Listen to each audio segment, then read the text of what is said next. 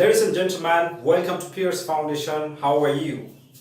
তো আজকে একটা গুরুত্বপূর্ণ বিষয় নিয়ে তোমাদের সাথে ডিসকাস করব আর সেই গুরুত্বপূর্ণ বিষয়টা হচ্ছে ডব্লিউ.বি. ইয়েটস এর কবিতার মধ্যে আমরা কি ধরনের অটোবায়োগ্রাফিক্যাল এলিমেন্টস পাই। ডব্লিউ.বি. ইয়েটস এর কবিতার মধ্যে আমরা অটোবায়োগ্রাফিক্যাল এলিমেন্টস পেয়ে থাকি। যেমন ডব্লিউ.বি. ইয়েটস কে একজন আইরিশ ন্যাশনাল পোয়েট বলা হয়। তো গাইস, ডব্লিউ.বি. ইয়েটস কে কি জন্য একজন আইরিশ ন্যাশনাল পোয়েট বলা হয়ে থাকে? প্যাট্রিয়ট কাকে বলা হয়? প্যাট্রিয়ট তাকে বলা হয় যে তার দেশকে ভালোবাসে। তাহলে ডব্লিউ.বি. ইয়েটস তার কবিতার মধ্যে যে দেশপ্রেমকে ফুটিয়ে তুলেছেন, এই দেশপ্রেমের কথা বা এই দেশপ্রেমটা তার নিজের উপস্থিতি, এটা কিন্তু তার পার্সোনাল এলিমেন্ট বা অটোবায়োগ্রাফিক্যাল এলিমেন্টকে প্রমাণ করে। তিনি তার যে বিখ্যাত কবিতা স্টার 1916-এ, এই স্টার 1916-এ তিনি তার দেশপ্রেমের উন্মোচন ঘটিয়েছেন, যেটা তার একটা অটোবায়োগ্রাফিক্যাল এলিমেন্ট। আর এই দেশপ্রেমের উন্মোচন তিনি কিভাবে ঘটিয়েছেন?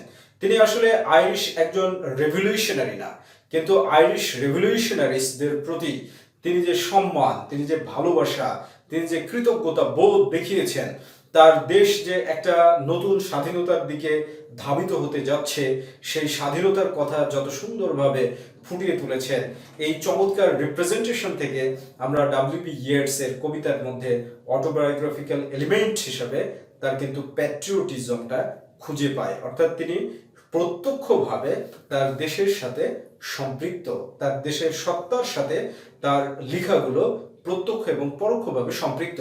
এবার আরেকটা বিষয় বলি তোমাদের, যে তার দেশপ্রেমের বহিঃপ্রকাশ কিন্তু আরেক দিক থেকেও ঘটেছে। আর সেটা কি? জি.এম. সিন্স, জন মিলিংটন সিন্স, তিনি একজন মডার্ন ড্রামাটিস্ট, যিনি লিখেছেন রাইডার্স টু দ্য সি। এই রাইডার্স টু দ্য সি, এই জন মিলিংটন সিন্স, তিনিও একজন আইরিশ ড্রামাটিস্ট। তো ডব্লিউ.বি. ইয়েটস এর সাথে একবার তিনি সাক্ষাৎ করেছিলেন এবং তাকে বলে যে আমিও আপনার মতো একজন বিখ্যাত সাহিত্যিক হতে চাই। তখন ডব্লিউ.বি. ইয়েটস তাকে পরামর্শ দিয়েছিল যে তুমি তোমার লোকালিটিতে, তুমি তোমার জনগণকে, তুমি তোমার দেশের লোকদের সাথে কথা বলো, আর সেখান থেকে তুমি তোমার লিটারেচারের এলিমেন্টটাকে কালেক্ট করো, তাহলে তুমি সবচাইতে বেশি বিখ্যাত হবে। আর এই কথা শুনে জন মিলিংটন সিন্স কি করেছিল?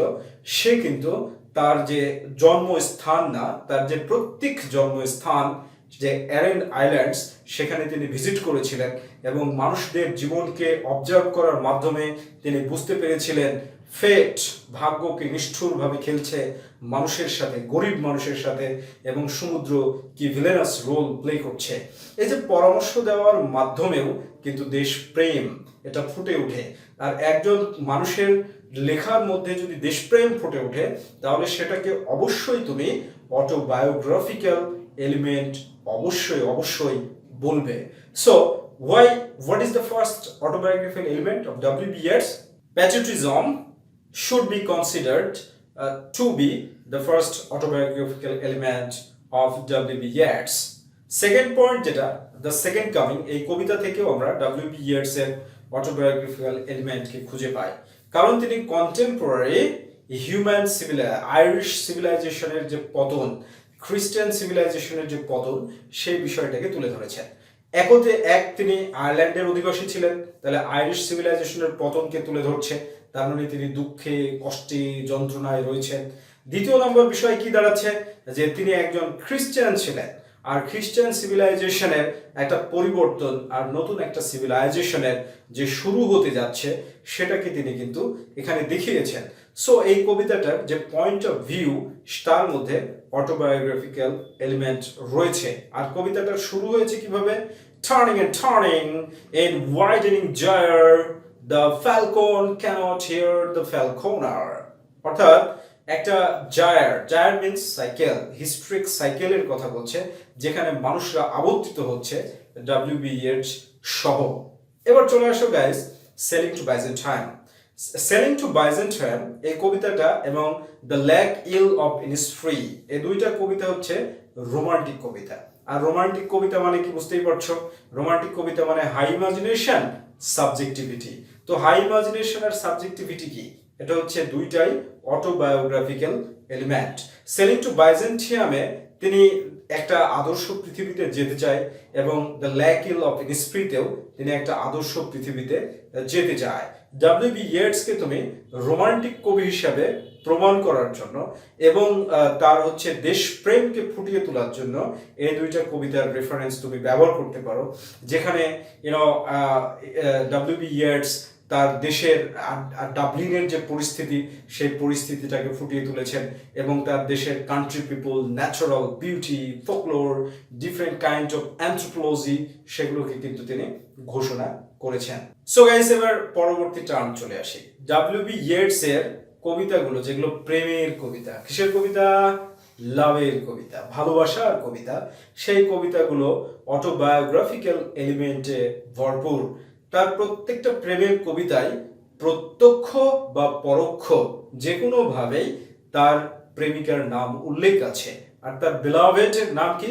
মোডগন, যাকে তিনি হেলেনের সৌন্দর্যের সাথে কম্পেয়ার করেছেন। কার নয়নে কারে লাগে ভালো, ঠিক আছে, পিরিতে মজিলে মন, কিবা হাড়ি কিবা ডম, বুঝোই তো বিষয়, তাই না? যদি প্রেমে পড়ে যায় তাহলে তো যেটা যেটা হয় আর কি। যাই হোক, তোমাদের এক্সপিরিয়েন্স থাকতে পারে, না থাকাই ভালো আর কি। However, coming to the point, তো বিষয়টা কি দাঁড়াচ্ছে? প্রেমের কবিতা অটোবায়োগ্রাফিক্যাল এলিমেন্টে ভরপুর। যেমন নো সেকেন্ড ট্রাই, এই কবিতাটা ডব্লিউ.বি. ইয়েটস মোডগনকে প্রশংসা করেছেন যে এই মহিলা আমাকে অনেক জ্বালাইছে কিন্তু তারপর আমার কোনো দোষ নাই, মানে তাকে কোনো আমি দোষী করি না। কারণ কি? এই মহিলার স্বভাব যেটা তিনি সেটাই করেছেন, আর এই মহিলার কারণেই কোনো সেকেন্ড ট্রাই হবে না, কিন্তু আমার জীবনটা শুধু ধ্বংসের দিকে গিয়েছে। তাহলে ভালোবাসা একটা autobiographical element. And a prayer for my daughter, this is superb example of autobiographical element. এখানে প্রচন্ড পরিমাণে অটোবায়োগ্রাফিক্যাল এলিমেন্টের কথা বলা হয়েছে। যেমন তার মেয়ের জন্য তিনি প্রার্থনা করেছেন, এটা যে তার মেয়ের কথা বলছে, তাহলে তার নিজের জীবনের কথা বলছে। এবং তিনি লেডি গিগোরির কথা উল্লেখ করেছেন। তো লেডি গিগোরি হচ্ছে ডব্লিউ.বি. ইয়েটস এর ফাইন্যান্সিয়াল প্যাট্রোনেস, অর্থাৎ ডব্লিউ.বি. ইয়েটসকে ফিনান্সিয়ালি হেল্প করতো লেডি গিগোরি, এবং লেডি গিগোরির আওতাতে, আর্থিক সহায়তার আওতায় ডব্লিউ.বি. ইয়েটস কিন্তু এত তারাক্কিতে গিয়েছে।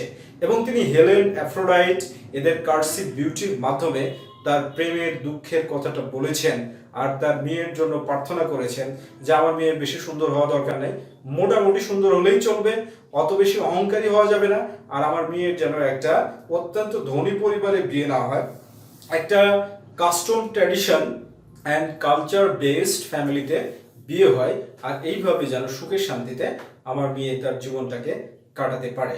So from this point of view এখন তোমরা প্রমাণ করতে পারবে যে অটোবায়োগ্রাফিক্যাল এলিমেন্ট কেন তুলে ধরা হয়েছে। আসলে একজন ব্যক্তি যখন কোনো সাহিত্যকর্ম রচনা করেন তখন কিন্তু তার এক্সপিরিয়েন্স থেকে রচনা করে থাকেন। যেমন টি.এস. ইলিয়টের দ্য ওয়েস্ট ল্যান্ড এই কবিতার মধ্যে রিস লেডির কাজ কারবার দ্বারা তার ওয়াইফকে কিন্তু রিফ্লেক্ট করা হয়েছে বলে অনেক ক্রিটিক বলে থাকে। অর্থাৎ প্রত্যেকটা কবি সাহিত্যিকের সাহিত্যকর্মের মধ্যেই অটোবায়োগ্রাফিক্যাল এলিমেন্ট এটার সাক্ষাৎ মেলে। এবার সেলিং টু বাইজেন্টিয়াম এই কবিতাটা দেখো কত পর্যাপ্ত পরিমাণে autobiographical.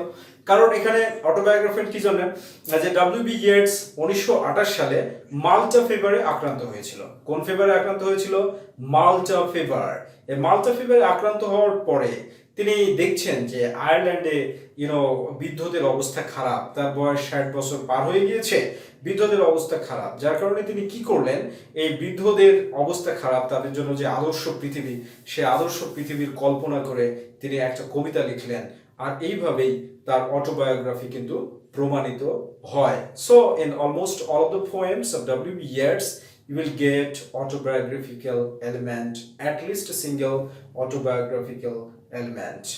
I hope your conception is clear. Okay, have a good day. That's it.